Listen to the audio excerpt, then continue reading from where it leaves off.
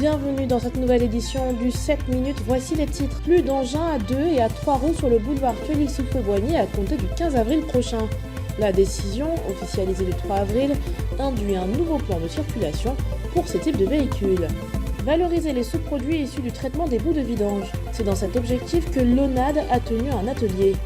Plus de détails dans ce journal. Et enfin, le journal lumière sur la chenille légionnaire, un nuisible destructeur des champs de maïs, face auquel le Zimbabwe lutte ardemment. Après l'annonce de l'interdiction il y a quelques semaines, le boulevard Félix Houphouët-Boigny sera interdit de manière concrète aux 2 et 3 roues à partir du 15 avril prochain. Une date arrêtée à la suite d'une rencontre avec les protagonistes du secteur de la livraison le 3 avril. À tous les utilisateurs d'engins à 2 et 3 roues de se conformer à cette réglementation. C'est pour préserver des vies. Ce n'est pas une sanction. Nous sommes conscients de ce que cette mesure peut avoir des incidences sur leur activité. Et c'est ensemble, de manière citoyenne, que nous pourrons arriver à résorber la question de taux de mort sur nos voies. Donc, la mesure sera mise en œuvre.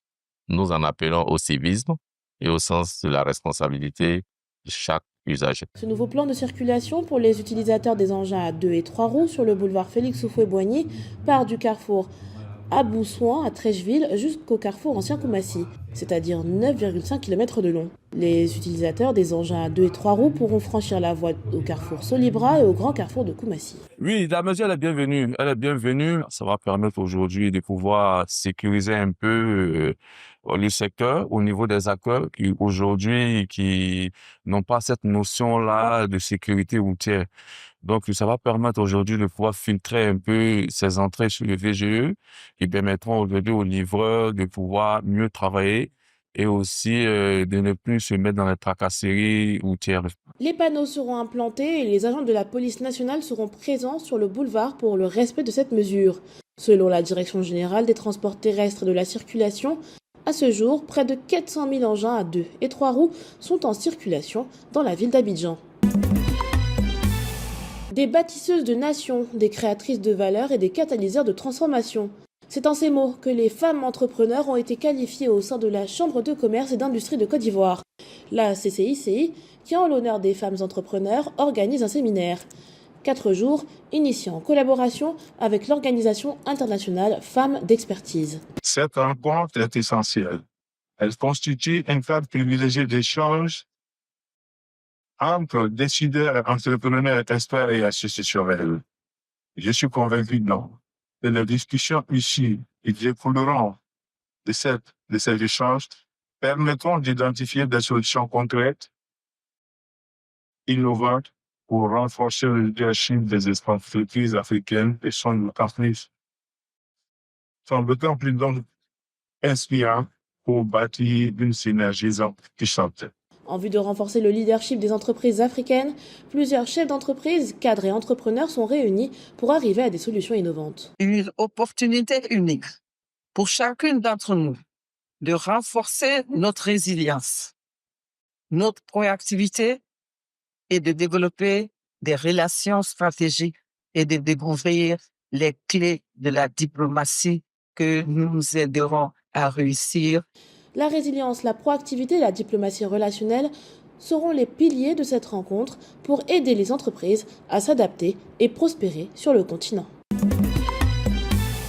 Comment pérenniser le traitement des bouts de vidange? Comment tenter de valoriser ces produits? Comment le monétiser? Autant de questions auxquelles un atelier organisé le jeudi 3 avril par l'ONAD tente de répondre. Aujourd'hui, c'est de voir quelles sont les stratégies marketing et de gestion financière qui vont être articulées autour de ces stations, autour de cette filière de gestion des bouts de vidange. L'économie circulaire, ça s'impose qu'il faut valoriser ces bouts. Aujourd'hui, les premières stations sont fonctionnelles.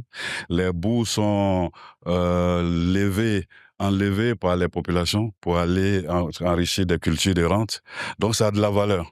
La représentante de TA Hub, initiative de la fondation Bill et Melinda Gates, quant à elle, revient sur les actions menées avec l'ONAD. On a fait ensemble, le Bill and Melinda Gates les accompagne depuis 2014. Avec le TA Hub, nous sommes là depuis 2021. Nous avons fait ensemble la stratégie de l'assainissement non collectif, qui a un plan d'action riche. Et nous sommes en train maintenant de faire l'évaluation et l'optimisation de la station de Kumasi-Dig.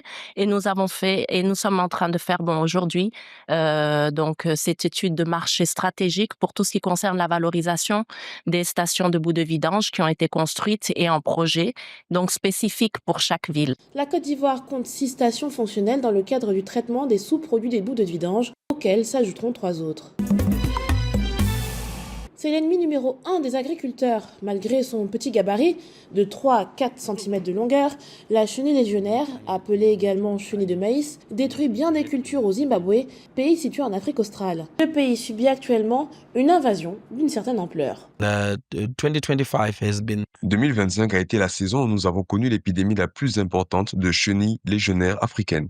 Au cours des 20 dernières années, les 8 provinces agricoles du pays n'avaient jamais signalé la présence de cette chenille. Une invasion qui résulte du changement climatique et de la récente sécheresse qu'a subi le pays. Chaque fois qu'il y a un changement de climat, cela peut entraîner une augmentation ou une diminution, une réduction des infestations des parasites et, dans ce cas, nous avons constaté une augmentation importante du nombre d'infestations que nous avons subies. Et lorsque les pluies arrivent, elles sont également abondantes, ce qui favorise également la reproduction ou la prolifération de ces parasites. Le changement climatique joue donc un rôle très important. Des produits existent bel et bien pour lutter contre ce nuisible, mais qui, selon les agriculteurs locaux, ne produisent que peu d'effets face à la résistance de l'insecte. C'est la fin de cette édition du 7 minutes. Merci de l'avoir suivi. L'actualité se poursuit sur cette info et sur cetteinfo.ci.